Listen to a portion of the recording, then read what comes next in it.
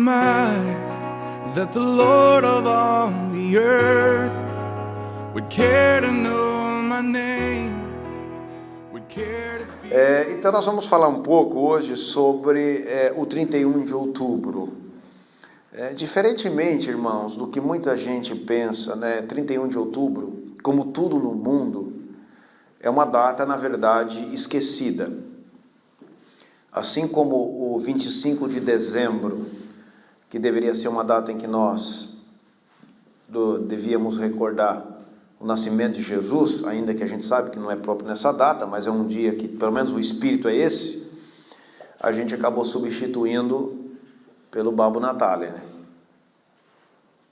Assim também como a gente deveria celebrar na Páscoa o dia da libertação do povo de Deus, porque Páscoa significa passar por cima, foi um símbolo de uma instituição que Deus fez depois que Deus atingiu o povo do Egito e preservou o povo de Israel. Nós também substituímos essa data para o coelho que faz ovo de Páscoa de chocolate. É uma coisa tão absurda que coelho não faz ovo, muito menos de chocolate. Mas a gente acredita no negócio. Mas tudo isso tende a o quê? A esconder, na verdade, o verdadeiro conceito daquilo ali. O nascimento de Jesus, o sentido da Páscoa. E o 31 de outubro também é uma data que está sendo substituída. Porque para os cristãos, o 31 de outubro é uma data excepcional. Porque é o dia que nós celebramos o dia que foi estabelecido como o dia da Reforma Protestante. A Reforma Protestante, que nós vamos estudar um pouco sobre isso, o que é isso, ela foi datada de 31 de outubro de 1517. Ou seja, em 2017 nós estamos então celebrando 500 anos de que nós fomos, na verdade, libertos da escravidão idólatra do catolicismo. Amém? Tudo bem, pessoal? Então esse é sim, uma coisa que a gente precisa estudar. A igreja precisa saber que não foi só um acontecimento geopolítico na Europa, não foi só um acontecimento eclesiástico, espiritual que aconteceu na Europa, foi na verdade uma reviravolta que aconteceu nesse continente, por conta da Reforma Protestante. Amém? Então o que acontece? Desde o período medieval, a Igreja Católica Romana, ela alimentou uma ideia, que é a ideia do chamado purgatório. Acho que vocês já ouviram falar do purgatório, né? O que é o purgatório? O purgatório, na verdade, era até hoje, eles creem nisso até hoje, na verdade é um estado intermediário entre o inferno e o céu. O sujeito, na verdade, que ele está meio salvo e meio perdido, então ele não vai nem para uma parte nem para outra, ele tem uma parte que ele passa no purgatório, onde ele se purifica, e ele paga alguma penitência, ele passa ali alguns anos, tal, até que ele esteja em condições de então chegar até o céu. Então essa doutrina do purgatório foi uma doutrina assim, na Igreja Católica, uma doutrina assim que se esvilipou de uma maneira muito grande, principalmente no período medieval, onde as pessoas não tinham acesso ao conhecimento, eram poucos os que tinham acesso à cultura, ao conhecimento, à informação, as pessoas não sabiam ler, entendeu? Então a igreja usurpava o coração das pessoas em nome da ignorância delas. Vocês estão me entendendo, sim ou não? Então, com essa doutrina do purgatório, foi um carro-chefe para a igreja, porque quando se falava do purgatório, se falava do além. E do além, quando se fala do além, ninguém tem domínio, a não ser quem fala em nome do além, que nesse caso era a igreja. E não tinha acesso à Bíblia também. E não tinha acesso à Bíblia. Quem lia a Bíblia, pelo menos em teoria devia ler a Bíblia, eram os sacerdotes, os padres católicos, os sacerdotes.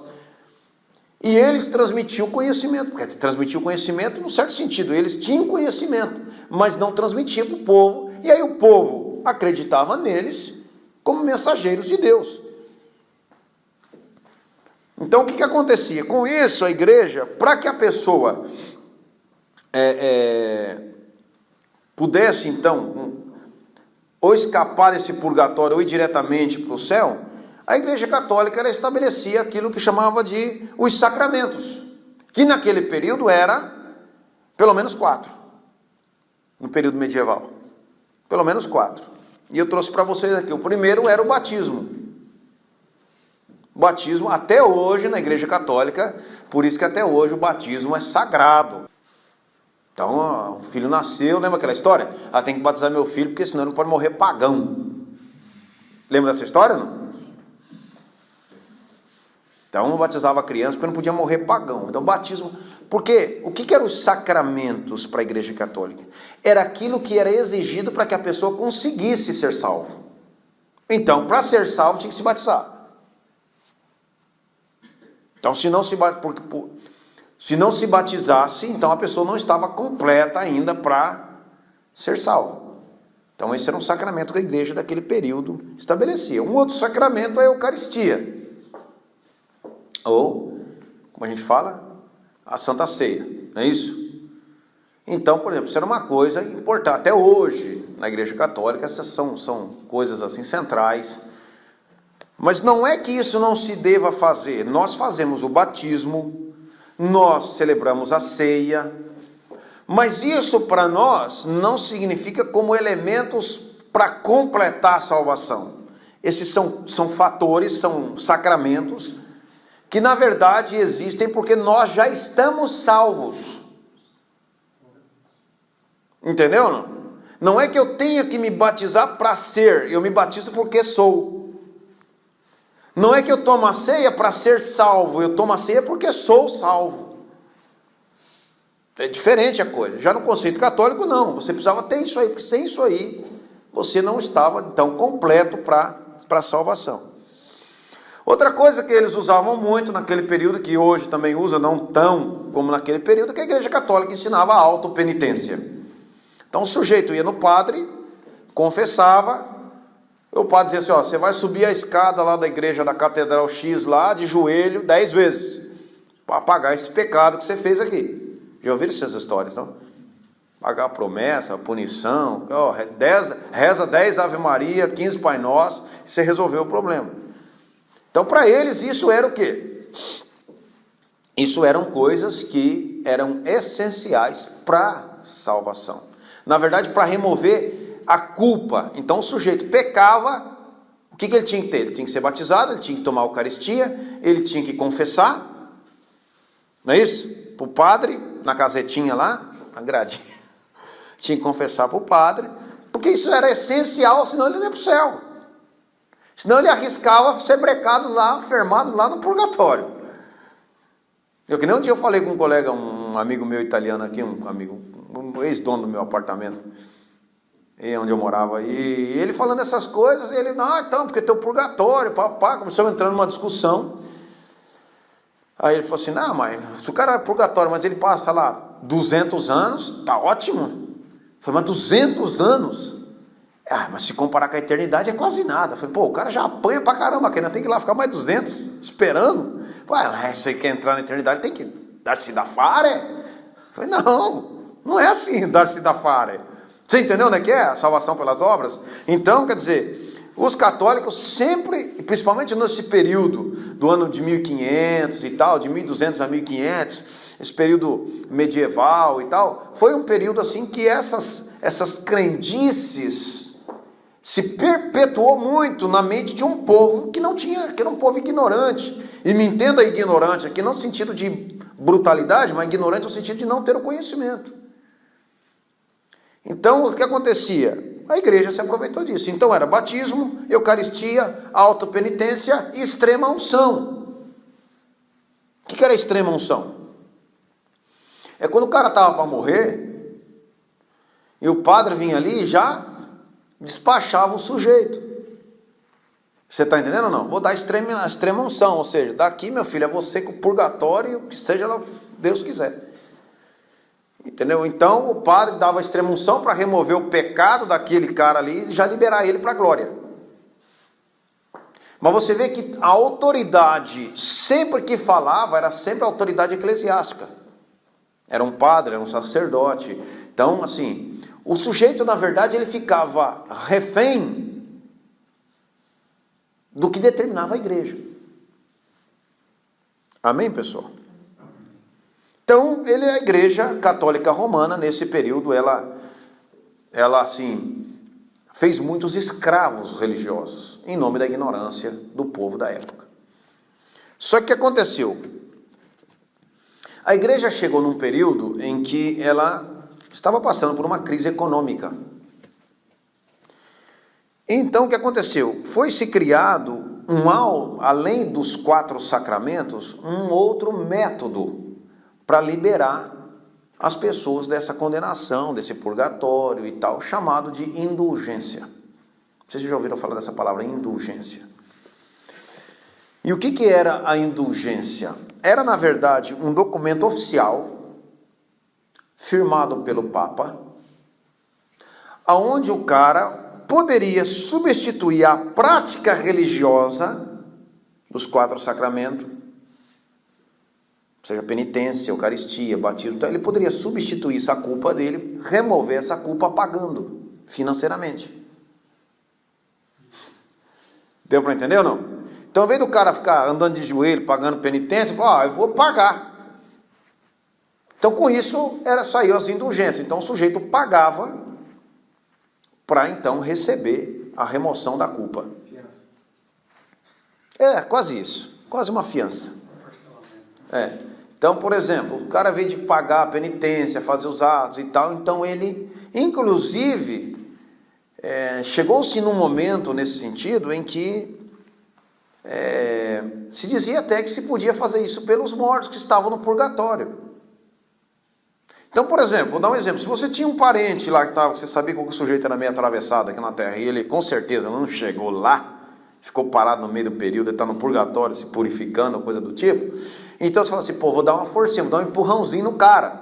Então você chamava o padre, pagava um valor estabelecido de acordo com o critério da igreja, e até eles usavam uma frase assim, quando a moeda cai no gasofilácio, o sujeito salta do purgatório para o paraíso. Você está entendendo ou não? Isso era o conceito de indulgência. E comprava por tempo também, né?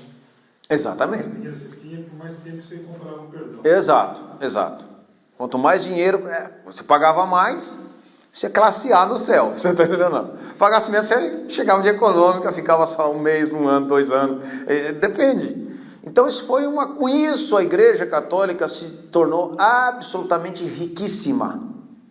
Como é hoje. É da onde veio essa riqueza que você vê da igreja católica. Com indulgência, imagina só, você pega um mundo ignorante, em que as pessoas pagam, não sabe, né, o além. Então, com isso, saiu o ofício chamado de indulgências, que era uma substituição que eles faziam, para, em vez do sujeito pagar penitência para ter direito à purificação, ao céu, aquela coisa toda, então a pessoa comprava o direito, né, e podia fazer isso até para os parentes que já tinham ido embora. Então, a igreja, ela escravizou as pessoas por anos com esse negócio. Até que surgiu essa personagem chamada Martinho Lutero. Que Martinho Lutero, ele era um sacerdote de linha agostiniana, né? O que seria isso, pastor? Ele tinha a sua maneira, a sua teologia, era uma teologia seguida de Santo Agostinho, que cria que o homem era depravado, que o homem nasceu em pecado, que o homem não tem condição de ser salvo, papapá. Então o Lutero ele tinha mais ou menos essa linha. Só que vendo esse pecado da igreja, ele então se indignava dentro dele, porque ele falou, não é possível, isso não está correto. Ele era alemão, entendeu? Tedesco, e ele dizia, isso não está correto. E ele então se revolta, num certo sentido, com as práticas religiosas da igreja. Então ele começa a se indignar, ele tem uma atitude que ficou marcada como atitude Pio Grande, no português não existe, né? Como é que fala? Maior, obrigado. Atitude maior, Pio Grande é em italiano. Maior que foi, ele fixou na porta do castelo de Wittenberg, na Alemanha, 95 argumentos, 95 teses, aonde ele denunciava as práticas da igreja como práticas profanas, que aquilo não tinha nada a ver com o evangelho. É claro que ele sofreu represália, sofreu ameaça, sofreu tudo que você precisa pensar. Entendeu? E aí o que aconteceu? Foi cateatovia, entendeu? Para resumir a história, ele, um dia, ele lecionava, se tornou sacerdote ordenado, pastor ordenado e tal. Ele lecionava a matéria de Romanos, a epístola aos Romanos. Um dia ele estava preparando a aula e refletindo, porque na verdade ele tinha quando ele estudava e meditava na palavra de Deus, uma coisa que o assombrava, sempre ele dizia na sua história, era quando se falava da justiça de Deus, que Deus era um Deus irado, que Deus era um Deus que punia o pecador, que Deus é um Deus que queria matar o pecador, Deus tinha ódio do pecado. Então tudo isso para Lutero era uma coisa que inquietava a alma dele. Então ele tinha já a situação da igreja onde ele vivia, que ele via a igreja que cobrava, que abusava das pessoas, e ele tinha essa inquietação, que ele se sentia sempre culpado e via que não, quando ele lia sobre a justiça de Deus, aquilo então o inquietava, aquilo lhe amargurava a alma, e ele tinha pavor. Ele falava, como Deus pode querer que eu seja justo se ele sabe que eu não serei nunca capaz de ser?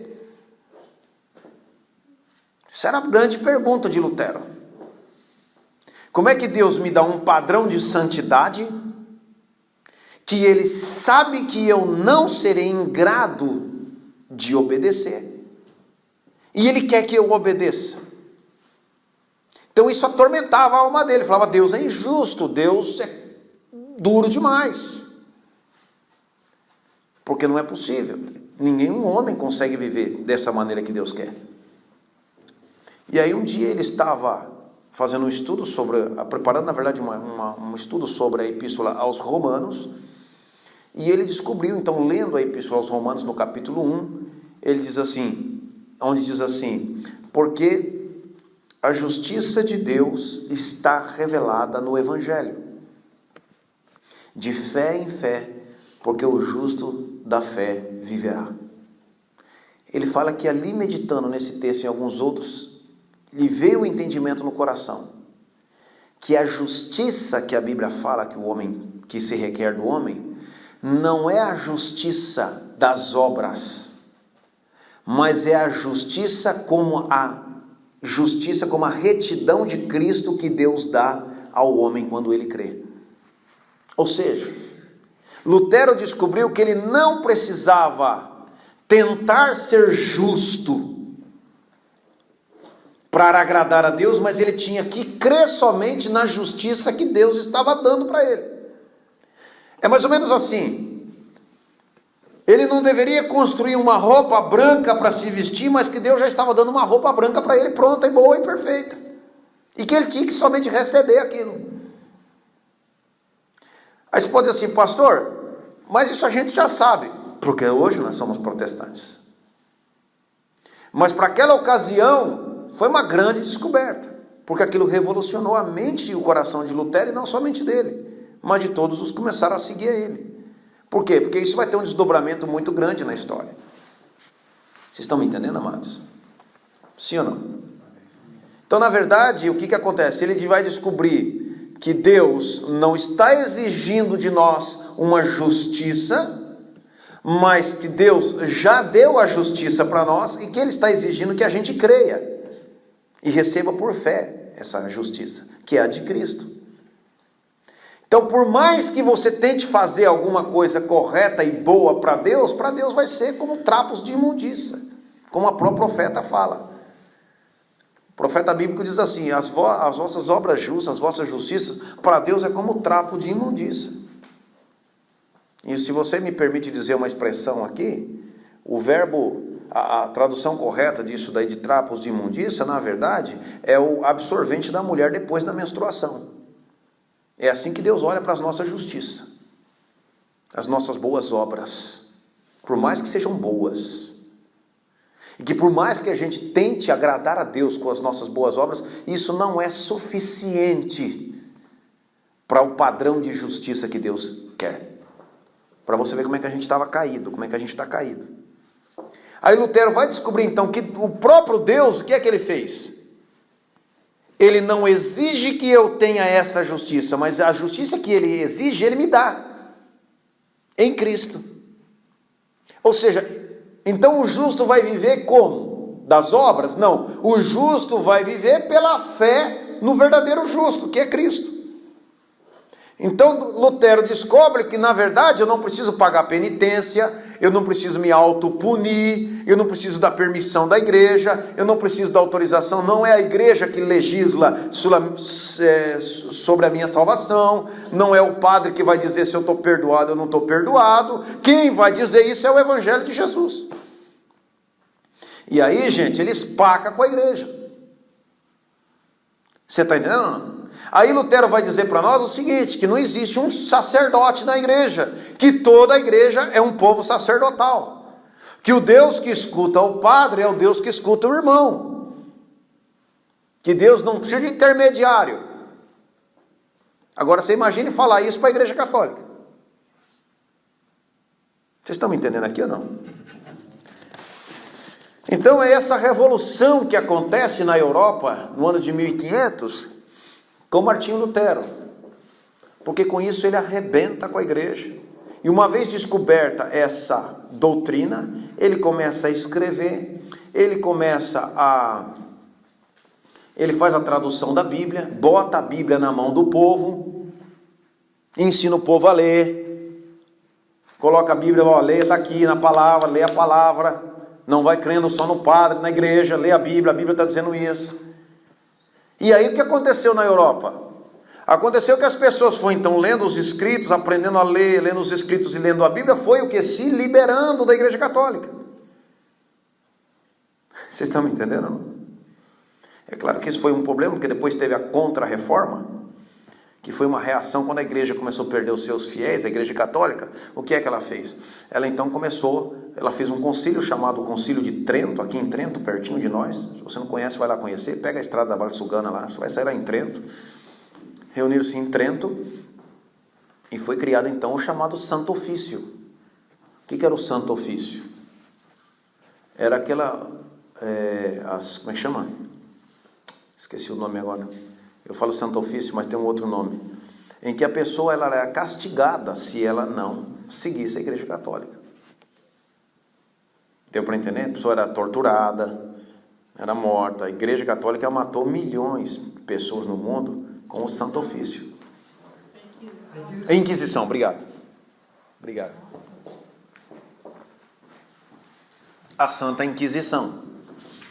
Então a pessoa que era considerada na valutação da igreja como herege, como bruxo, era então executado, mas não era executado, disparava e matava a pessoa, eram as torturas assim brutais, de esticar a pessoa, jogar a pessoa em tacho de óleo quente, empalamento, essas coisas era feito em nome de Deus. Essa é a história obscura da igreja católica que ela não gosta de contar para ninguém. Pois quando você vê o Papa dizendo assim, os nossos irmãos protestantes, e o tanto de gente que eles mataram, e o sangue que eles têm de pessoas inocentes nas costas, que eles nunca admitiram. Essa é a igreja católica apostólica romana, pessoal. E foi contra essa igreja que Lutero se levantou. Você está entendendo? Você vê essas histórias que a gente está ouvindo aí de pedofilia, e não sei o que dos padres, isso é fichinha. Isso é besteira. A igreja tem pedófilo, isso é besteira. O que a igreja já fez na história, usando o nome de Deus. Então a reforma veio, alastrou pela Europa, começou, principalmente na Alemanha. Hoje você pega, por exemplo, a Alemanha mesmo, naquela região de Lutero ali, 50% são protestantes. Entendeu? Nós estamos hoje na Itália, a Itália é um país predominante católico, porque aqui tem o Vaticano, aqui tem o Papa, tem a tradição toda aqui. Mas isso se alastrou pela Europa. E os países, por exemplo... Pois não. É protestante, é filha de pastor, inclusive. Para você ter uma ideia, por exemplo, países que seguiram o protestantismo hoje são considerados os países mais desenvolvidos. Você pega, por exemplo, Estados Unidos, 50%, 55% dos americanos, ainda que daquele modo deles lá, mas são protestantes. Você pega, por exemplo, a Suíça. A Suíça é um país de tradição protestante. Você vai, por exemplo, a Genebra, é considerado ali, tem um cara ali que é adorado até hoje, que é chamado João Calvino, que é um dos reformadores, junto com Lutero. Ele catequizou e ensinou a Geneve, e até hoje, você vê um país como é a Suíça, é um país catequizado na doutrina protestante. Vocês estão me entendendo, irmãos? Então, hoje você vai lá para em Geneve, você tem lá a Catedral de João Calvino, foi um grande expoente também, um grande entre os reformadores com Lutero, tá ele lá. Você vai, por exemplo, em Geneve, tem lá o Monumento da Reforma, que tem as estátuas de Teodoro Beza, de John Knox, de João Calvino, que foram os grandes reformadores expoentes ali, estátuas ali de 3, 4 metros de altura, Monumento à Reforma. Eu estive lá, conheci. Entendeu? Então, o que eu quero dizer para vocês, esses países que você vê um certo crescimento, inclusive econômico, são países de tradição protestantes, que é até uma coisa interessante que eu observo sempre. Entendeu? Você tem, por exemplo, a própria Inglaterra, que já é anglicana, não é um católico, mas é um católico melhorado, para entender. Então, assim, isso varreu a Europa. Então, a igreja reagiu, a igreja católica veio com a Inquisição, com o Santo Ofício, entendeu? E reagiu contra, entendeu? Foi aí que eles inseriram também os livros os livros apócrifos, que são esses livros que a igreja católica tem a mais, porque eles tinham que ter livros ali que dessem margem e base para os erros da igreja, porque eles não podiam admitir os erros. Então eles precisavam inserir esses livros, como Tobias, Judite, esses outros livros foram inseridos como uma reação à reforma protestante, com Lutero e Calvino. Amém, pessoal? Então isso foi uma coisa muito importante, isso custou batalhas, isso custou trabalho. Esse homem chamado Lutero, ele sofreu pra caramba. A história dele assim foi de perseguição e dura, porque ele se levantou contra um império. Deu para entender? E na verdade, Lutero ele não foi uma pessoa que ele se colocou contra a igreja por ser contra a igreja. Na verdade, o coração dele era reformar a igreja dentro dela. Ele sempre se considerou dentro. Ele nunca viu igreja protestante e igreja católica. Para ele a igreja era uma só, a igreja católica. Ele queria reformar a católica. Ele queria reformar a católica, os caras chutou ele. Estão me entendendo ou não? Não é que ele falou assim, não, vou fundar outra igreja. Aí nós viramos tudo protestante. Não, ele falou, não, eu estou vendo os erros da minha igreja, eu quero mudar isso aqui não está certo. Aí é claro, o Papa não ia se dobrar nunca. Você está entendendo? E o dinheiro que a igreja pegou do povo, em nome da ignorância. O que Lutero fez? Ele não só fez espuntar a reforma, mas ele ensinou a Bíblia para o povo, ele lecionou a palavra de Deus, ele deu Bíblia na mão das pessoas. Entendeu? Ele fez as pessoas tomar conhecimento da verdade. Não é uma coisa que foi um capricho dele. E as pessoas foram lendo a palavra, sendo iluminadas pelo Espírito de Deus e foram caindo fora. E aí chegamos nós hoje. Por isso nós somos hoje protestantes. Somos fruto das missões estrangeiras desse pessoal desse período. Amém, irmãos? Vocês estão comigo aqui ou não? É um pouco de história, eu sei que a história é um pouco chata, mas para vocês entenderem um pouco de onde a gente veio. Amém? Então, nesse período, a reforma, então, ela foi baseada sobre 5 pontos, que eu vou citar para vocês aqui dentro daquilo que a gente tinha comentado no início, que são, a gente chama aqui dos 5 solas, né? Usando uma expressão latina aqui. E a primeira é o seguinte, o que Lutero definiu? Sola Escritura. Ou seja, para Lutero, a palavra de Deus era inerrante, era inspirada e era suficiente para dirigir a nossa vida no que diz respeito à salvação. Você fala, pastor, glória a Deus, eu também creio nisso, pastor. Mas peraí, vamos voltar lá no período lá atrás. Falar isso para nós hoje é o que a gente fala aqui no público todo dia. Mas naquela época você tinha a palavra de Deus e a tradição da igreja. Que na verdade a tradição da igreja católica, ela tem mais ou menos quase que o mesmo nível em se tratando com a palavra de Deus. Tipo assim, a palavra de Deus fala aqui, mas a tradição também fala. E Lutero dizia assim, não, somente a palavra de Deus é a verdade. É a única regra de fé e prática que nós temos que seguir. Não temos que escutar pastor, não temos que escutar padre, escutar o papa, não temos que escutar o que diz a palavra de Deus. Amém, irmãos? Então esse era o conceito. Por isso que hoje, quando você vê as igrejas, vamos falar de hoje, também no Brasil, nós somos brasileiros. Quando você vê nas igrejas o pessoal usando a Bíblia como pretexto, ou às vezes nem usando a Bíblia, o Lutero está se mexendo no túmulo. Porque o conceito da reforma protestante é somente a Escritura, somente a Bíblia é a palavra de Deus. Amém? Na época de Lutero, não tinha os profetas que nós temos hoje. Deus manda te dizer, eis que te digo, meu servo. Amém? Não? Talvez é por isso que nós estamos precisando de outra reforma. Que promete para as pessoas, se você dar isso aqui, você vai ficar rico. Na época do Lutero é o seguinte, se você dar isso aqui, você não vai ter lugar no céu. Era só a diferença, era só o objeto. Mas o método é o mesmo. Se inventar emergência, vai ter gente que vai comprar. Com certeza, com certeza. Deu para entender como é que é? Então não mudou, gente. Então, de novo, a gente precisa de pastores e homens de Deus que preguem somente a Escritura. Deu para entender? Porque quando você prega a Escritura, você prega a palavra de Deus. E a palavra de Deus faz duas coisas: denuncia o pecado e mostra a salvação em Jesus. Só que denunciar o pecado não é uma coisa muito popular. Mas Lutero dizia somente a Escritura. Segundo Timóteo 3,16, Paulo diz assim, porque a palavra de Deus, ele diz assim que toda a palavra de Deus é divinamente inspirada. Essa palavra divinamente inspirada, não pensa que os escritores bíblicos era que nem o Chico Xavier. Lembra do Chico Xavier, não? Metia a mão na testa, começava a escrever, assim, começava a escrever e tal, tendo revelação e tal. Não, isso não é inspirado.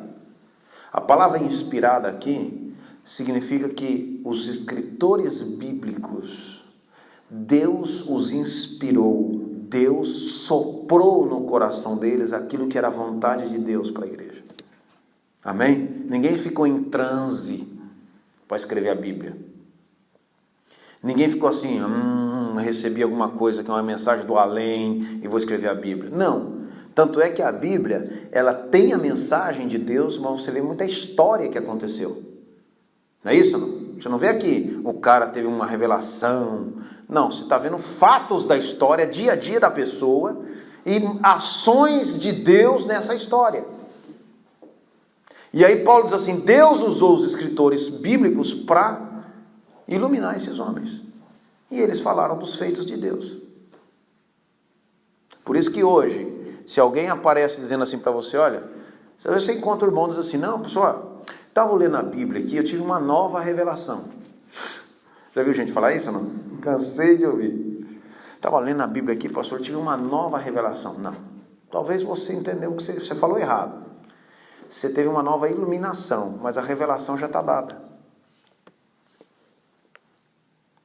Aí você vê como é que o povo é cheio de misticismo. Você fala para a pessoa assim, fala, irmão, a palavra de Deus está dizendo assim, ele prefere ouvir o profeta que vem lá e diz assim, eis meu servo que te digo, tenho visto tuas lágrimas, sei que você tem chorado, tá, oh, me arrepio, ó Deus. Mas aí se você prega a Bíblia para o sujeito, ele não crê. Eu não falei para vocês a experiência que eu tive? Preguei um sermão meio que sequencial sobre o amor de Deus. A irmã depois me veio dizer, pastor, descobri uma coisa. Descobri que Deus me ama. Falei, poxa, o sermão teve efeito, né? Falei, amém, glória a Deus, irmã. Como é que a irmã descobriu? Pastor, eu fui na igreja tal, ela tinha uma profeta. E eu descobri, ela é usada por Deus, Deus falou que me ama, que Deus tem um carinho pela minha vida. Falei, eu devo estar pregando grego, não é possível. Que eu estou falando na palavra que Deus te ama, precisa da profeta tal vir dizer para você acreditar. Está me entendendo, irmãos, o que é somente a Escritura? Aí eu não tinha que falar, né? É. Falei, poxa, eu devo estar ruim mesmo para pregar. Eu devo estar... Estou devagar como pregador, porque não é possível. Mas por quê? Porque as pessoas, na verdade, vão atrás dessas coisas. E não atrás da palavra de Deus. Daí você vê um exemplo, claro. Quer ver um exemplo? Agora, isso aqui é para nós. Quanto tempo a gente gasta com a Bíblia no dia? Mas se alguém falar alguma coisa para nós, a gente fica em pânico. Ó, sonhei com você. Ou se eu tive alguma coisa. Ó, Deus me mostrou tal coisa. Ai, deixa eu me apegar com Deus, porque o irmão teve, né, uma visão comigo e tal. Não, mas o que a palavra de Deus disse? Aí vem o profeta e diz assim, ó, Márcio, Deus está dizendo para você, não tenha medo. Aí você fala, Deus falou para mim, não tem medo. Tá aí a Bíblia vai pegar você e vai falar que tem mais de 300 vezes Deus dizendo, não temas, não tenha medo. E você não leu isso aqui ainda. Mas aí o irmão, a irmã que veio lá em nome de Deus, como profeta, tal, falou, o cara acredita e dispensa a palavra. Ah, mas se eu ler a Bíblia, eu não entendo nada, pastor. Depende. Começa a ler. Mas não estou entendendo. Vai lendo. Daqui a pouco você começa a entender. Não é um livro escrito em hebraico. É em português ou italiano. É mais difícil. Porque você me fala para as pessoas que quer começar a ler. Se você pegar os evangelhos de Jesus. Quem é que não consegue entender os evangelhos de Jesus, gente? Quando Jesus disse assim. Ore pelo teu inimigo. Ore por aquele que te persegue. Quem é que você não entendeu aí? Ah, mas não senti no coração. Percebeu como é que a gente é ou não? Eu não me senti no coração ainda, pastor. É o que eu sempre falo. O cara vem para mim e fala, pastor, eu não consegui perdoar porque eu não me senti de perdoar. Mas você não vai sentir nunca. Perdão é uma decisão que você toma. Se você esperar sentir, né? Ah, agora eu estou pronto para perdoar. Já estou. Não vai perdoar nunca, Zé. Entenderam aqui, irmãos? Sim ou não? Obedecer a palavra de Deus, vai ler o Evangelho de Jesus, isso é só escritura. É você ler o que Jesus falou e você entender como verdade.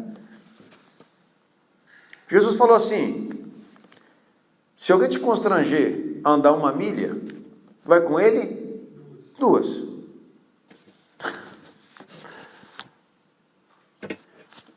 Percebe como é que eu quero dizer, não?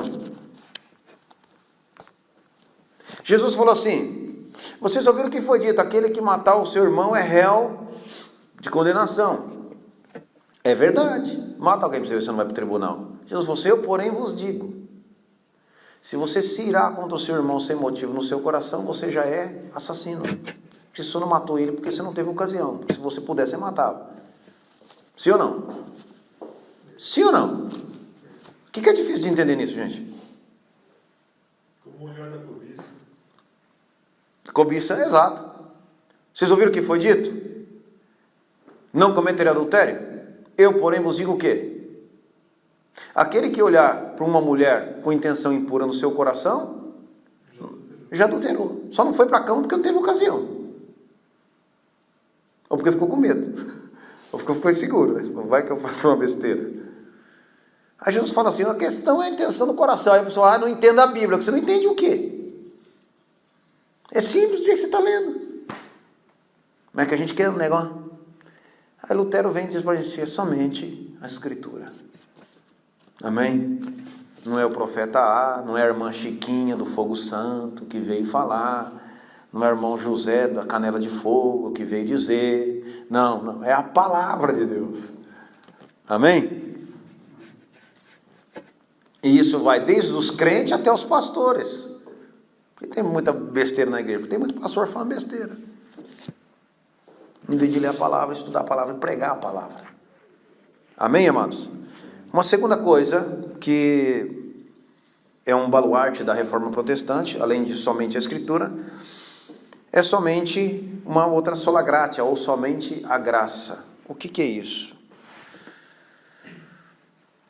Lutero entendeu que o homem é incapaz de se salvar, que é aquele ponto que nós iniciamos comentando aqui no início. Que a salvação é um ato da graça de Deus. O que é graça, gente? Favor imerecido. Favor imerecido. Então, quando Deus te salva, Ele está te dando aquilo que você justamente não merece. Eu estou ouvindo um pastor esse tempo atrás falando numa palestra, achei muito interessante. Ele falou assim: a gente tem que tomar cuidado quando a gente canta, né? Senhor, eu quero de volta o que é meu e tal, dá-me aquilo que eu tenho direito. Já viu os crentes cantando umas músicas assim, né? Ele falou: se Deus der o que tem direito, filho, você tem que ir para o inferno diretamente, porque aquele lá é o seu lugar. Porque a salvação é um ato da graça de Deus. Portanto, ninguém se la merita. Como é que fala em português? Não lembro mais. Obrigado. Ninguém merece. A salvação não é eu estou salvo porque mereço. Não, eu sou uma brava pessoa, pastor. Pô, casa, trabalho, casa, me comporto bem, pago minhas taxas. Poxa, caramba, tenho que ir para o céu, meu. Não, não vai para o céu. Não é isso que vai te mandar para o céu. Somente a graça está dizendo que a salvação é um ato de Deus, um favor de Deus para a tua vida, que você não merece, Zé. Você merece outra coisa.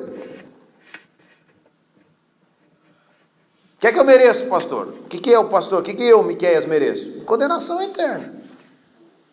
Aliás, se Deus não me condenar, Ele vai ser injusto.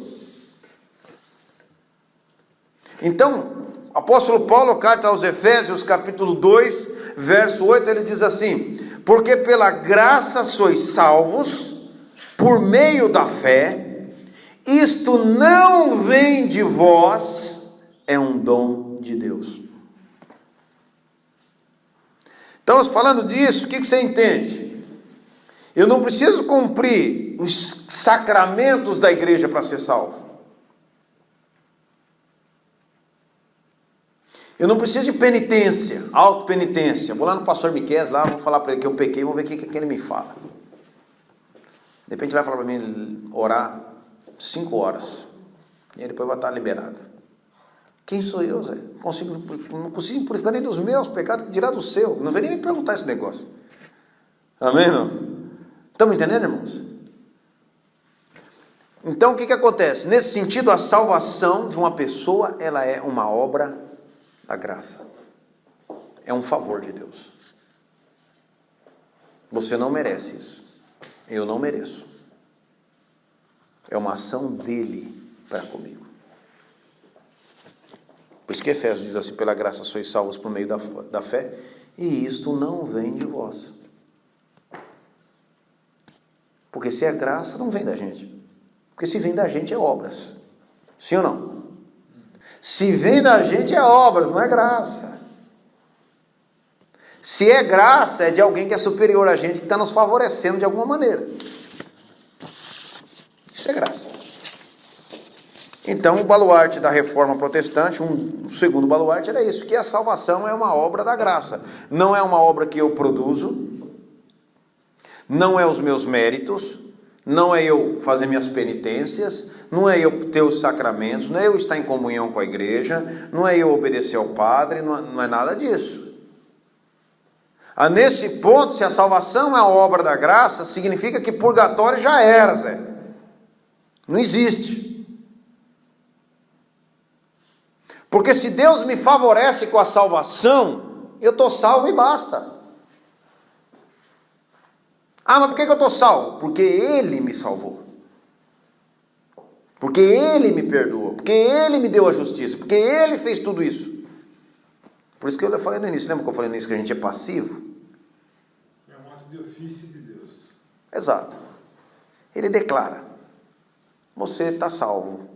Porque baseado na fé no meu filho. É uma graça. Está lá.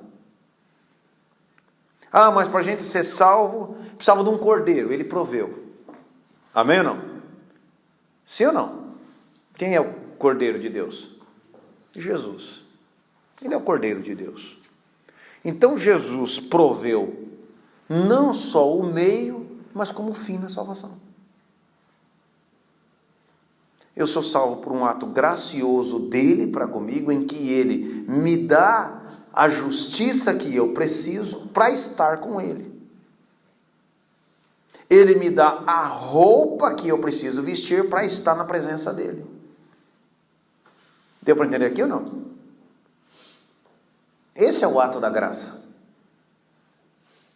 Então, nesse sentido, salvação não tem nada a ver com as paredes, por isso que eu já falei aqui nessa igreja. Estar salvo não significa ter o nome no hall de membro, significa ter o nome no hall do livro da vida. Amém, irmãos?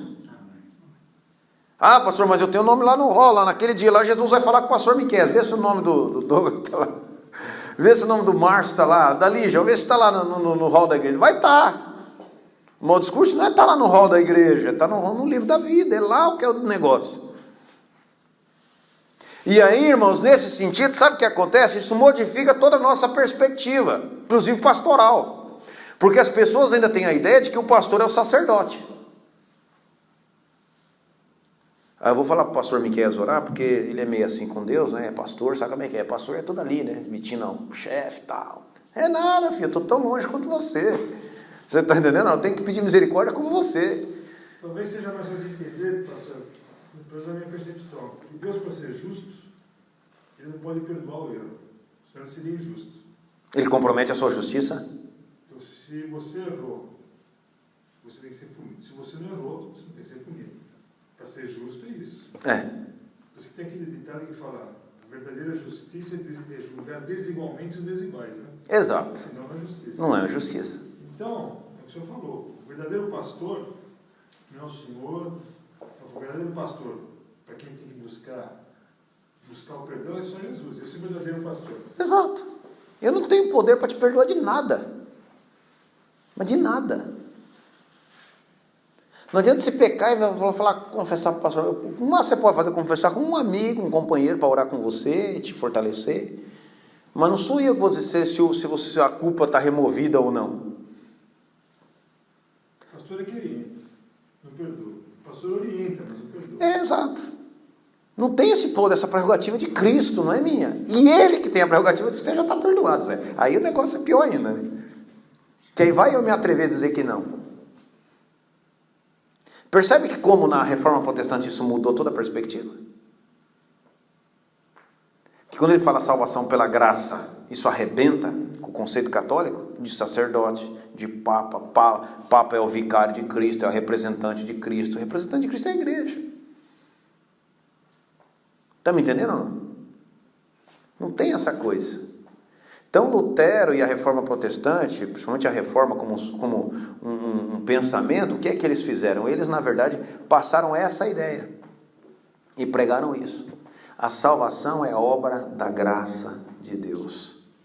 Ela vem como um favor que eu não mereço. Deu para entender ou não? Amém? Um terceiro ponto, dá para aguentar um pouquinho aí, gente? Um terceiro ponto é, além de somente a graça, é o sola fide, ou somente a fé. O que o Lutero descobriu? Quando ele estudava a carta aos Romanos, ele descobriu o seguinte, que o homem só pode ser justo diante de Deus se Deus o declara justo. Foi aí que ele descobriu a chamada, vocês já ouviram falar dessa doutrina, que é uma doutrina perdida na igreja, chamada justificação pela graça conquistada pela fé. Essa palavra justificar é uma palavra forense, usada nos tribunais. Então, o que acontece? Então, quando Deus justifica uma pessoa, é que Deus declara aquela pessoa não mais culpada diante dele e de acordo com o padrão dele. É uma coisa fora de mim. Quando Lutero descobriu que o homem seria justificado não pelas obras, o que é ser justificado? Não, Márcio, eu não vou condenar você porque você é muito bravo. Você fez muita coisa boa, olha, legal, você pode ir para o paraíso diretamente, porque eu gostei, você é perfeito na terra. Não, Lutero descobriu que isso é impossível. Por mais que o Márcio, pegando o Márcio como exemplo, seja perfeito, o Márcio só é perfeito por causa dele mesmo, não por causa de Deus. Por causa do próprio interesse dele. Mas não para agradar a Deus. E ainda que ele tente, ele não consegue. Aí Lutero descobriu então que o homem seria justificado crendo somente naquilo que Deus já fez. Então o que eu preciso fazer para ser salvo? Crer. Crer que aquilo que você precisava fazer já foi feito. Entenderam aqui, irmãos? Vou repetir. O que é que eu preciso fazer para ser salvo? Crer que aquilo que eu deveria fazer já foi feito. Crer que aquilo que Deus exige, alguém já cumpriu para mim. Por isso que eu falo para você que quando fala que Jesus foi o nosso substituto na cruz, significa que Ele assumiu 100% a nossa culpa na cruz, assim como nós recebemos 100% da sua justiça. E justificar alguém não significa que Deus faz vistas grossas ou que Deus justificou porque você não tem pecado. Não, Deus justificou pela fé que você teve em Cristo. Deu para entender mais ou menos aí? Pode falar. Então tá aí tipo a injustiça que você está falando. Jesus veio e justificou nós de tudo. Nosso pecado, tudo. O que a gente tem que ser? Mas mesmo assim a gente tentando ser justo, que Jesus veio e sofreu tudo isso por nós, a gente não tem... Então, deixa eu explicar uma coisa importante para vocês entenderem nesse ponto. A Bíblia diz assim: é uma abominação ao Senhor inocentar o culpado. A pergunta é: como é que Deus me justifica sem comprometer a sua própria retidão? Porque se Ele, para ser justo, tem que me punir, com base no que Ele me inocenta? Vou dar um exemplo. Por que Deus não faria assim com a gente? Bom, gente, vocês pecaram, o ofendido aqui na parada sou eu. Sim ou não? Sim ou não? Então vamos fazer o seguinte. Bem, a Eva, para Adão, só comeu aquela frutinha lá, bem, não vai por uma fruta que nós vamos fazer um casino no mundo. Sim ou não? Bem, próxima vez, dessa vez passa e tudo bem. Se é para perdoar alguém aqui, eu sou Deus, eu sou o ofendido, perdoo vocês, fim de conversa, tocamos a vida. Mas o padrão de Deus não é esse. O padrão de justiça de Deus estabelecido para o primeiro casal, qual foi? No dia que vocês comerem desse fruto, vocês morrem. Essa é a lei. Ou seja, na hora que você passar no sinal vermelho, qual que é a lei? Você vai pagar uma multa e vai tomar tantos pontos na carteira. É a lei. Se você fizer, o que vai acontecer? Você vai sofrer a penalidade da lei. Pois não, Eu estou um pouco confuso. Voltando naquele exemplo, no seu comentário, que não precisa ninguém fazer mais nada, porque Deus já fez, não te libera muito de ter uma vida pia, assim, uma vida dentro do regramento bíblico. Mas não, está tranquilo, porque tudo que eu tinha que fazer, Jesus já fez na cruz. Não te libera muito para uma vida mais... libertina? Não, eu diria que não. E vou te dizer por quê. Porque Paulo disse assim: portanto, nenhuma condenação há para os que estão em Cristo Jesus, que não andam segundo a carne, mas segundo o Espírito. Faltou essa segunda parte, então. Não, o que eu quero dizer? Que na verdade, nós não estamos praticando boas obras para conquistar a salvação, mas as boas obras é um resultado dela em nós. Deu para entender? Ou seja... Então aí você vai para um outro entendimento. Se eu não estou fazendo essas boas obras... eu estou denunciando que não tive conversão. Que eu não sou salvo. Exato. Aí tudo bem. Não, exato. Não tem como ser diferente. Não, porque senão, às vezes pelo menos Sim. Senão fica muito fácil, fica aquele evangelho fácil. Não, está tudo feito, Jesus já fez. Eu posso continuar na minha balada aqui, porque o que tinha que ser feito, Jesus já fez. Mas é aí que pega a coisa. Não, exato. Se eu penso assim, é porque eu realmente não fui convertido. Não fui convertido. Exato. Esse tipo de raciocínio permissivo, exato, esse raciocínio permissivo é uma denúncia de que na verdade não aconteceu nada no seu coração. Esse é o cara que quer comprar indulgência. O evangelho é fácil. Tu é anistiado, pouco tu é anistiado. Exato. Não é assim. Na verdade, a lei e as boas obras, elas na verdade vão funcionar como uma resultante dessa operação de Deus na minha vida. Acompanham quem creu e quem se converteu. Exato. Porque o que a Bíblia vai dizer é isso. Que nós, não é que nós, tô salvo, perdoado, justificado, beleza, vou pecar, deitar e rolar em tanto, tô garantido. Uma vez salvo, sempre salvo. Salvo para sempre. Não é isso que a Bíblia está dizendo. Ela está dizendo o seguinte, que o fruto da tua salvação, dessa operação graciosa de Deus, é as tuas boas obras. E a tua mudança de pensamento. De pensamento, de comportamentos. Todo fruto está ali, o fruto é o pecado, ele está só não. É você que tem que dizer não. Tudo é misto. Exatamente, é isso mesmo. Você vai estar diante do pecado, e aí vai ser uma escolha tua, a partir da semente da vida que está no seu coração. O que o Alves acabou de falar. Tudo é misto, mas nem tudo me convém. É o que Paulo falou, exatamente. Não foi o Alves agora. Exato, obrigado. O apóstolo Alves aí. Não, é verdade, mas não é isso mesmo. Paulo disse assim, todas as coisas me são lícitas, que o Alves, mas nem todas me convêm. Todas as coisas me são permitidas, mas eu não me deixarei dominar por nenhuma delas. Essa é a consciência do crente lúcido.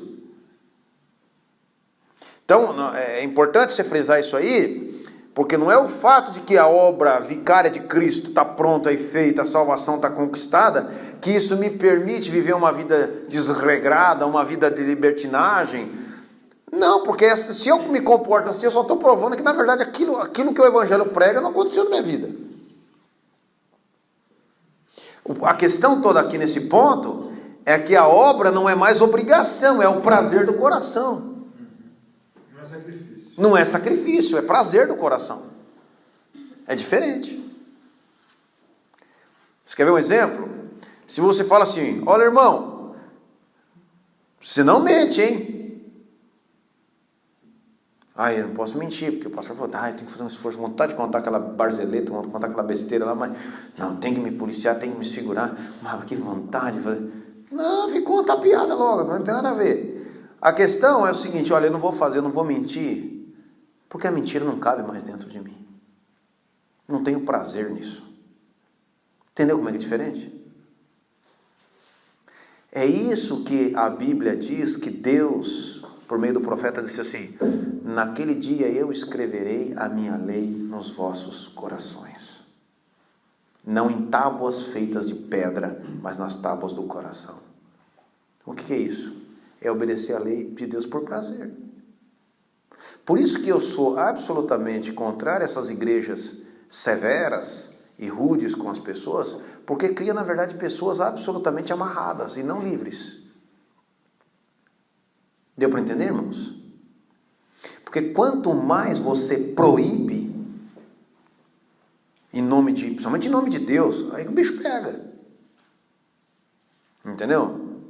Agora, se você dá a liberdade para a pessoa, ensinando a escolha livre, isso é a liberdade do Evangelho. Agora, não se confunda liberdade com libertinagem. Paulo disse assim, não é porque nós não estamos debaixo da lei, mas debaixo da graça, que vamos dar ocasião à carne. Entendeu aqui o que ele quis dizer? Claramente. Ele disse assim, que o espírito e a carne são duas forças opostas que se opõem dentro de nós, para nós não fazermos o que nós queremos. Mas andai em espírito e não cumprireis os desejos da carne. Ou seja, a salvação, o que eu quero dizer assim, eu não me sacrifico para conquistar o favor de Deus. Não, agora eu me santifico por prazer, por querer amá-lo e obedecê-lo por prazer do coração. Porque se não tiver esse prazer do coração, meu irmão, você pode fazer o que você quiser para Deus, Deus abomina. Essa é a lei que Deus quer da gente. A gente já fala quando vai fazer oferta aqui, é mais ou menos isso para vocês entenderem. Porque mesmo que tudo que a gente fizer, a gente não é justo o suficiente pelo que Jesus fez para a gente. Exato, por isso que a gente precisa dele. Porque ele sim foi perfeito. Aí, Pois não. Só ele. Só Ele. Por toda vontade, pra gente, mais que seja, você pode ser bom o que você quiser, mas Não alcança o padrão de Deus. Só Jesus conseguiu isso. Por isso que no baluarte da reforma a ideia era o seguinte: a justificação do homem diante de Deus é somente pela fé em Jesus. Eu preciso saber que Ele foi perfeito para mim. E que meus pecados foram colocados sobre Ele. E se eu creio de todo o coração nisso, eu recebo, Deus me declara justo. É mais ou menos assim para vocês entenderem. Vocês lembram quando nós estamos estudando Apocalipse, nós vamos entrar nessa parte do juízo do grande trono branco, onde as pessoas vão se apresentar para serem condenadas e julgadas e condenadas por Deus? A justificação pela fé é o seguinte: é eu escapar do trono branco. Mas não declarado culpado, eu escapei por ser declarado justo. E quando Deus me declara justo, veja bem, declarar uma pessoa justa não significa que aquela pessoa não é culpada, significa que alguém pagou a culpa por ela. Ela foi justificada com mérito de outro. Amém? Por isso que a Bíblia diz, tem uma palavra, o pessoal explica, é interessante, que quando Jesus usa aquela expressão numa cruz, está dizendo, está consumado, é tetelestai, que significa a pena já foi cumprida. Então quando a pessoa ia num cárcere romano e via lá que tinha ficado um preso lá e a pessoa cumpriu a pena, colocava uma plaquinha, a cela estava vazia e colocava uma plaquinha lá, tetelestai. Ou seja, está cumprido. A pena já foi cumprida. Quando Jesus disse está consumado, a pena nossa já foi pagada. Nós somos livres, gente. A cela está vazia. O que você está fazendo dentro da cela aí? Pode sair. Entendeu qual é a ideia? Não é que Deus falou assim, vai, gostei de ser Márcio, te perdoo. Não, Ele puniu o seu pecado, porque a justiça dele requer punição. Ele não pode perdoar sem punir o pecado. É aquele ponto que eu estava. Não seria justo. Ele não pode se comprometer. Ele disse assim para Adão e Eva, se você comer do fruto, vocês vão morrer. Essa é a lei. Quando eles comeram do fruto, o que tem que fazer? A verdade da chestagem. Não. Deus não é na chestagem, porque Deus não se corrompe. Quando Deus falou para Adão e Eva, se vocês comerem, vocês vão morrer, era a lei. Eles comeram, agora é hora de executar. Vocês estão me entendendo, irmãos? Agora, como é que Deus faz? Por amor a nós. Tem um escritor que usa uma ilustração muito interessante. Deus se assenta no tribunal, te julga, te condena, baseado na sua justiça, depois desce, tolhe a toga de juiz, fala para você se levantar e se senta no seu lugar para sofrer a pena. Esse é o Deus da Bíblia. E tem pessoas que estão dizendo, só sabe que Deus me ama. Entendeu como é que Deus faz? Ou seja, não é que Ele fez vistas grossas ao teu pecado. Ele condenou, estabeleceu a lei, você pecou, Ele condenou, julgou e condenou o seu pecado. Pero na hora de executar, Ele falou, deixa ele no teu lugar. Ele mesmo sofreu a pena da própria justiça dele. E o que Ele está dizendo? Agora, para você ser salvo, você só precisa crer nisso. Que Ele, em Jesus, assumiu o seu lugar. Você não precisa de padre, não precisa de sacramento, não precisa de penitência, não precisa de ser religioso, precisa crer. Você quer sair em glória a Deus aqui? Tudo isso para mostrar como Ele é. Amoroso e bom. Por isso que eu falo para você, Deus não podia nos inocentar ao preço de se corromper. Deu para entender ou não? Deus não podia. Se uma pessoa comete um crime, mais ou menos assim. Vou pegar um exemplo aqui, Douglas. Você que é o ancião aqui, entre nós também. Sério isso? Tô brincando. Que porra, gente. Tô brincando. Mas, por exemplo, vou pegar um exemplo aqui. Vem cá, Márcio, você, vem cá, Douglas, vem cá, Alves. Vem cá, os três. Vamos fazer. Os anciãos aqui. Olha só. O Márcio é o pecador. O Márcio se apresenta, vem aqui, Márcio. Se apresenta diante de Deus. Deus não sou pecador. Deus o condena. Você pecou. Você merece a morte eterna. E com base na minha justiça, eu preciso agora te mandar a danação eterna. Porque eu te dei uma lei e você quebrou essa lei. E por segundo a minha lei, você está julgado e sentenciado à morte eterna. Não está entendendo? Mas eu te amo. Então eu vou fazer o seguinte: você se afasta. Vem cá o meu filho. E é ele que vai sofrer as penalidades do teu crime. E eu? Você pode perguntar, e o que eu vou fazer? Você vai só crer que com base nele, você agora é meu filho. Só agradeça. Só agradeça e confie. E viva para a minha glória. E ele vai sofrer as penalidades. Foi isso que Deus fez. Não é que Deus disse assim, vamos voltar de novo aqui, voltou o pecador. Deus falou assim, olha, você é um miserável. Mas é o seguinte, Não é lindo. vamos restar uma coisa aqui para nós. Tudo bem, dessa vez, tudo bem que eu falei que vai morrer. Eu estava assim, meio um pouco nervoso, estava com medo de vocês pecar. Mas bem, mas não pecar de novo, tá? Esta vez passa, beleza? Perdão. O Deus justo, ele tem que fazer isso. Ok, você vai para os quintos dos infernos, para os sextos dos infernos, mas quem vai o meu filho no seu lugar. Vai ele que vai sofrer. Ele que vai sofrer as penalidades. E que ele tem que ser grato. Agora esse aqui, veja bem, fica lá. Esse aqui vai viver que jeito? Olhando para esse aqui e agradecendo por toda a vida. Vai ter que agradecer. E quando olhar para o sofrimento desse aqui, dizer, puxa, aquilo era para mim. Aquilo era eu que merecia. Quando olhar para a cruz, para a humilhação, para o sofrimento, pelo amor de Deus, aquilo era para mim, era eu. Aquela coroa era minha. Aquela espada ali era minha. Aquela angústia, aquele abandono de Deus era meu. Então o que Deus quer agora do pecador, vamos usar essa expressão aqui, é que ele contemple a Jesus na sua obra vicária, no seu sacrifício, e viva por todos os seus dias agradecendo. Eu te devo a minha vida, cara. E não é bem assim? Eu te devo a minha vida. Porque se você não assumisse meu lugar, era eu que estava aí sofrendo as penalidades. Então Deus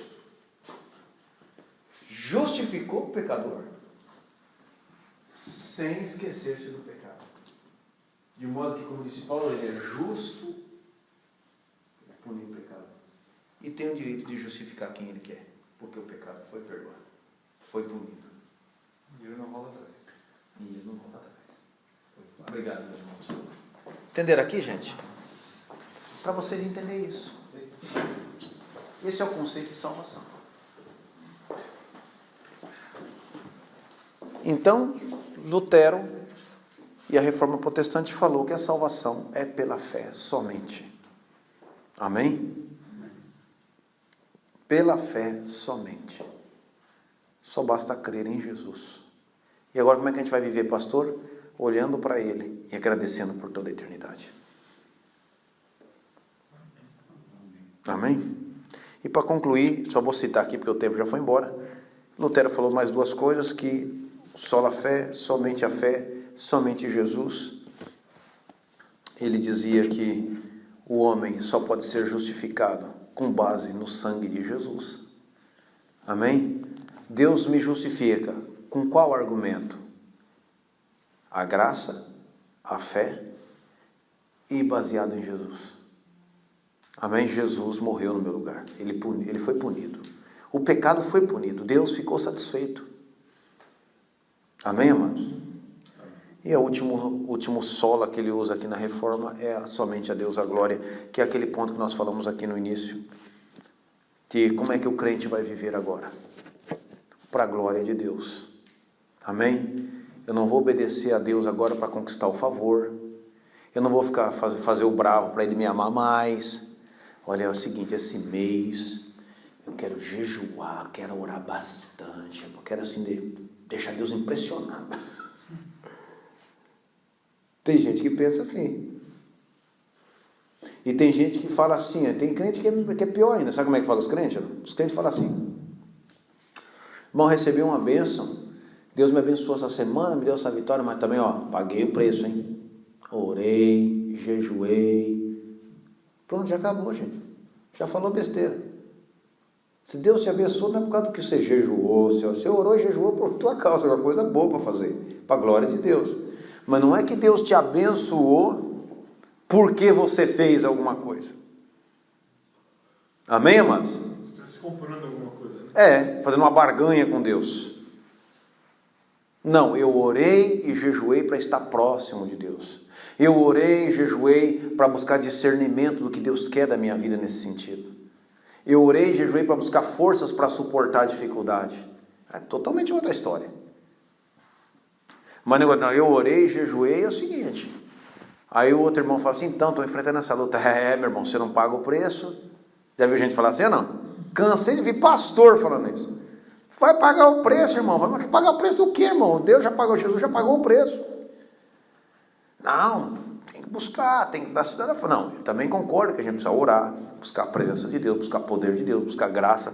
Nós temos que orar por isso, mas não para conquistar Deus.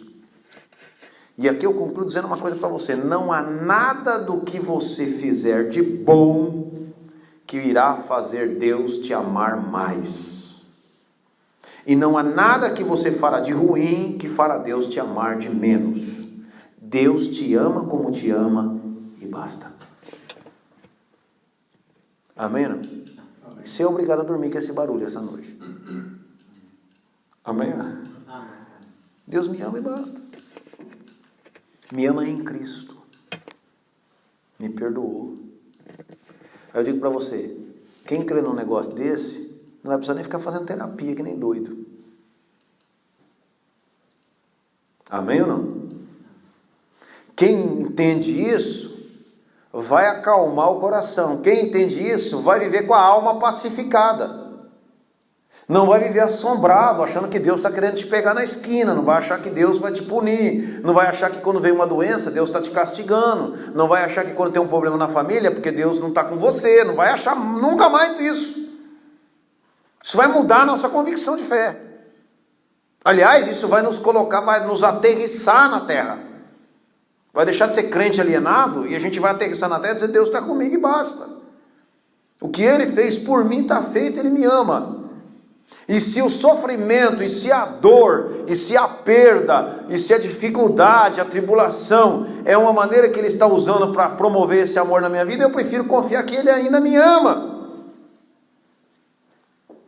Aí você vai entender porque Paulo, no capítulo 8 de Romanos, ele diz assim, porque nem a morte, nem a vida, nem os anjos, nem principados, nem o presente, nem o porvir, nem a profundidade, nem a altura, nem qualquer outra coisa poderá me separar do amor de Deus que está em Cristo Jesus.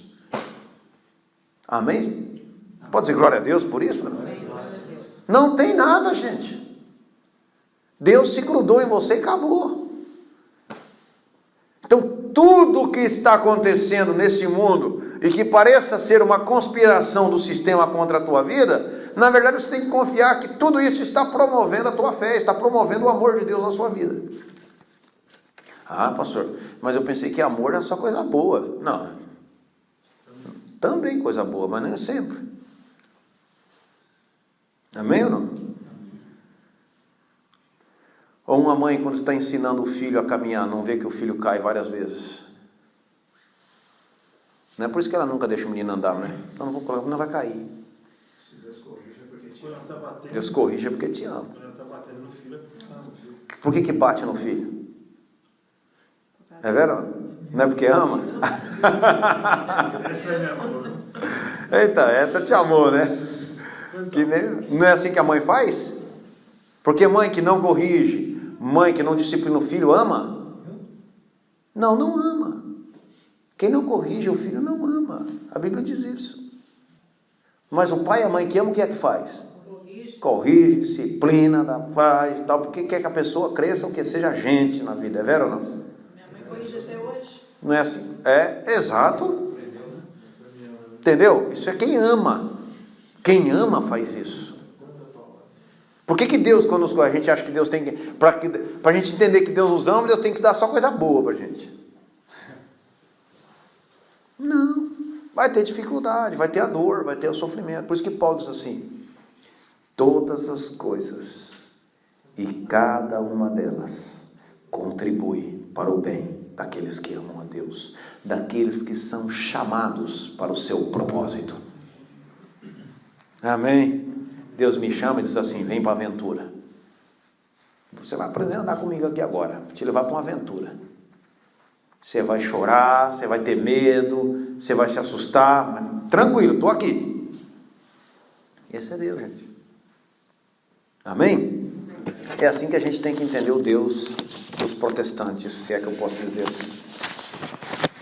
É o Deus da graça, é o Deus da fé, é o Deus que nos ama, é o Deus que nos chamou, nos perdoou, nos justificou, nos glorificou. Amém? E tudo que Ele está pedindo a nós é que a gente olhe para o Filho dele e agradeça por toda a eternidade o que Ele fez. Amém?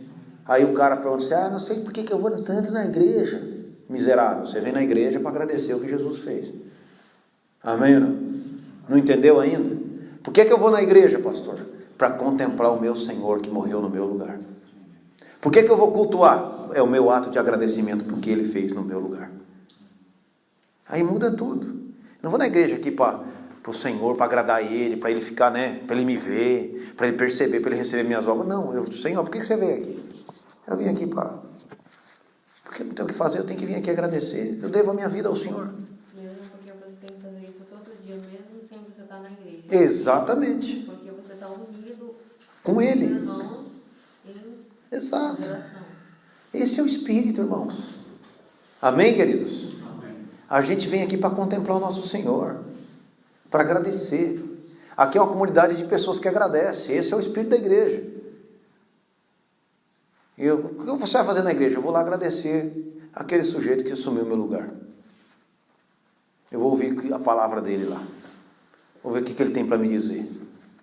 Aí você vem para a igreja. Aí você não vem aqui para dar dízimo para pagar pecado. Vou dar um dízimo lá na igreja, lá que meus pecados vai ser tudo perdoado. Vai continuar pecador, já está pegando de novo.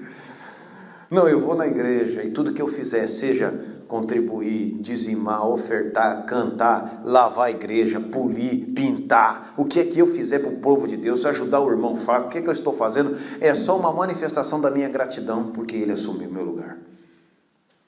Isso muda tudo, gente. Isso muda tudo o nosso conceito. Amém? Você está fazendo o que você está fazendo por gratidão, por aquilo que Ele já fez por você, que é muito maior. Amém? É só um ato de gratidão. Muito obrigado. Deus abençoe vocês. Amém?